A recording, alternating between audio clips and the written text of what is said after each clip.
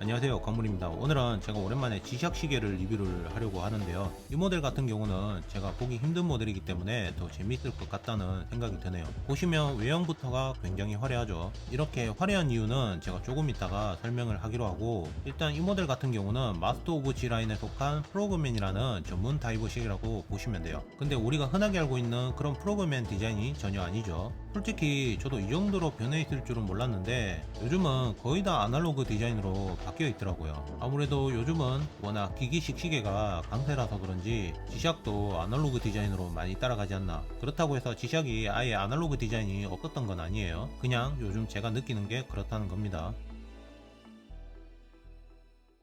자, 이 프로그맨 모델은 생각보다 많은 세대를 거쳤다고 보시면 되는데, 제일 처음에 나왔던 모델이 1993년 DW6300 모델. 이 모델 같은 경우는 지샥 시계 최초로 메인 시리즈로 나왔던 모델이기도 하고요. 저는 정말 대단하다고 느꼈던 게 아예 처음부터 ISO 64225 인증을 받고 나왔더라고요. 그냥 컨셉만 그렇게 잡은 게 아니라 진짜 실제 사용을 위한 그런 느낌. 그 다음에 출시한 모델이 1995년 DW8200 모델. 이 모델은 굉장히 인기가 많았죠. 지금도 찾는 분들이 있으려나 모르겠네요. 그 다음은 1999년에 출시한 DW9900 모델. 이 모델 같은 경우는 아쉽다는 평가가 많았던 모델이었다고 보시면 되고, 그 다음에 출시된 모델이 2001년에 GW200 모델. 이 모델부터 모델명이 D에서 G로 바뀌었다고 보시면 되고요. 또 프로그램의 정성기라고 불릴 만큼 엄청난 인기를 누렸다고 보시면 될 것 같아요. 그리고 그 다음은 2009년에 GWF1000 모델. 이때부터는 거의 최신 기술이 다 들어갔죠. 그 다음에 나온 모델이 2016년에 GWF D1000 모델. 이 모델 같은 경우는 지금 현행 모델이라고 보시면 되고, 그리고 디자인도 완성형에 가까울 정도로 저는 건들 게 없다고 봐요.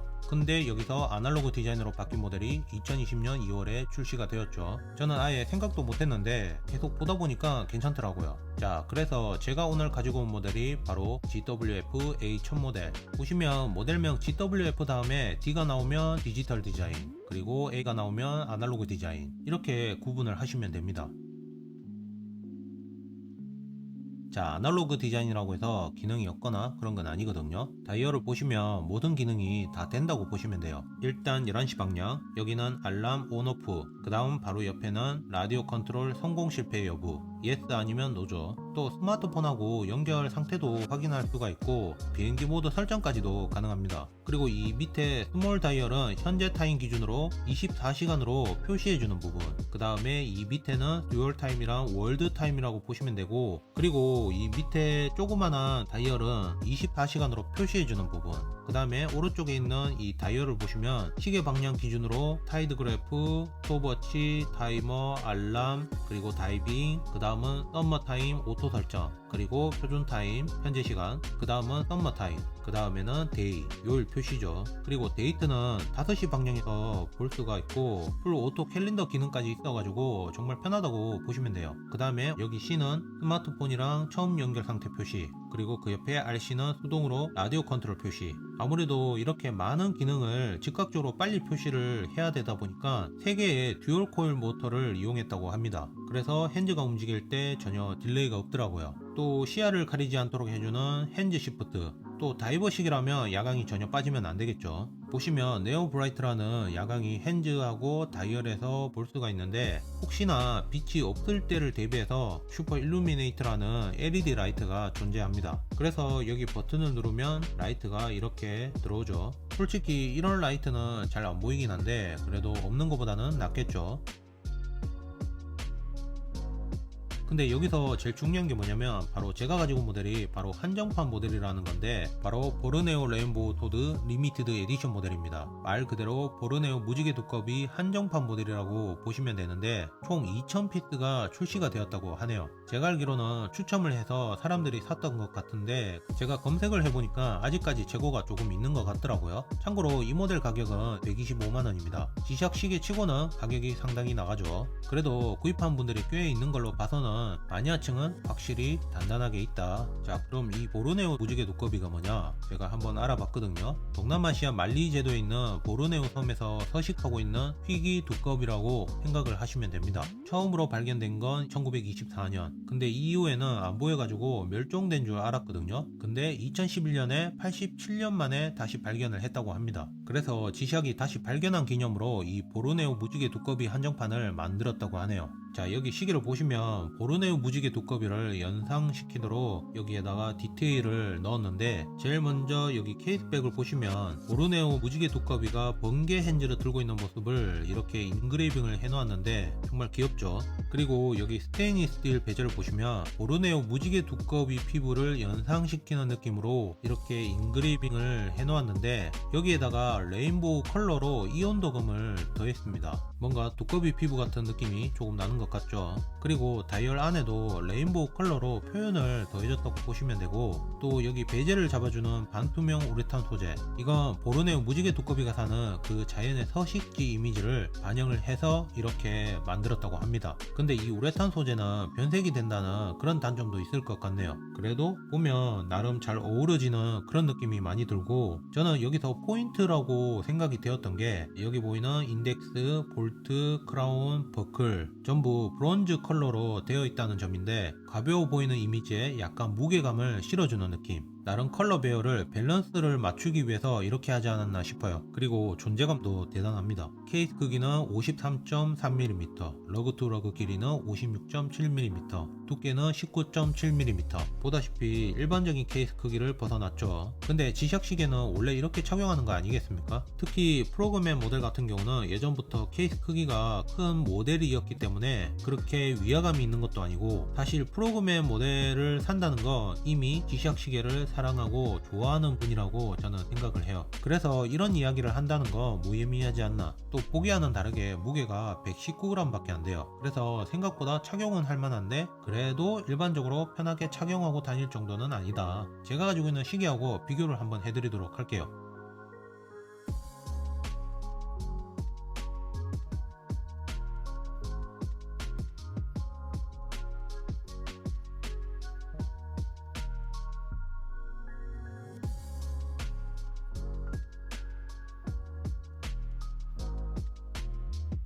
그 다음 여기 밴드 같은 경우는 불소 엘라스토머라는 소재라고 하는데, 어떤 환경에서도 변화 없이 사용할 수 있는 그런 소재라고 합니다. 또 프로그램 모델의 상징 홀이 2개씩 뚫려 있고요. 또 제가 좋았던 점이 뭐냐면 단면 무반사 코팅이 들어간 사파이어 크리스털 글라스를 이렇게 사용을 했다는 점이 있습니다. 아무래도 가격이다 보니까 이 정도는 기본으로 해줘야겠죠. 자, 이 모델 같은 경우는 아무래도 최신 모델이다 보니까 최신 기술들이 많이 들어갔다고 보시면 되는데요. 사실 전자시계 같은 경우는 직접 설명서를 보면서 작동을 해봐야 빨리 이해가 될 거라고 저는 생각을 합니다. 그냥 이 정도 기술이 들어갔다, 제가 짧게 설명을 한번 해볼게요. 제일 먼저 쇼크 레지스터, 지샥에서는 기본 중에 기본이죠. 이건 그냥 충격에 강한 구조라고 보시면 되고, 다음은 안티 마그네틱, 자성에 영향을 받지 않는, 그 다음은 카본 코어 가드라고 해서 케이스하고 케이스백을 일체형을 시켰는데 보통은 모노코크 방식이라고 하죠. 소재 같은 경우는 카본 섬유가 포함된 광화 레진 소재를 사용했다고 하고요. 그래서 높은 내수성과 강도를 자랑한다고 합니다. 그리고 6개의 볼트가 위에서 조여지는 방식으로 되어 있는데 생각보다 많이 쓰이는 구조 중에 하나라서 믿을만 할 거예요. 또 버튼 안쪽에는 3중 가스킷, 크라운은 스크루 다운 방식, 이 덕분에 ISO 642 인증을 받았기 때문에 박수는 200m로 전문 다이버 시계라고 불려도 무방할 것 같아요. 그 다음은 터프 무브먼트라고 해서 4가지 기능을 합쳐서 부르는 명칭이라고 보시면 되는데, 첫 번째로 빛을 받아서 충전되는 터프 솔라 기능, 이거는 보통 많이 알죠. 풀 충전을 한 다음에 빛을 안 받고 그대로 착용을 했을 때는 5개월, 아무것도 안 하고 보관만 했을 때는 30개월, 또 사용을 안 할 때는 알아서 절정 기능까지 활성화가 된다고 보시면 됩니다. 그리고 6개의 나라에서 신호를 받아 시간을 자동으로 맞추는 라디오 컨트롤 기능, 보통은 멀티밴드 6라고 많이 부르고 있죠. 그 다음은 내구성을 좀 더 높인 하이브리드 마운트 컨스트럭션 기능, 매 시간마다 핸드 오차를 감지해서 자동으로 보정해주는 오토 핸드 홈 포지션 커렉션 기능, 이 외에도 스마트폰 블루투스를 이용해서 지시학 커넥티드라는 어플로 다양한 기능을 사용할 수가 있는데, 타임 설정, 다이빙 로그, 타이드 포인트, 월드 타임, 스마트폰 찾기. 참고로 이 지시학 시계는 제 것이 아니기 때문에 제가 뭐 어떻게 할 그건 아니고 그냥 이런 기능이 있다 설명만 해드리는 겁니다.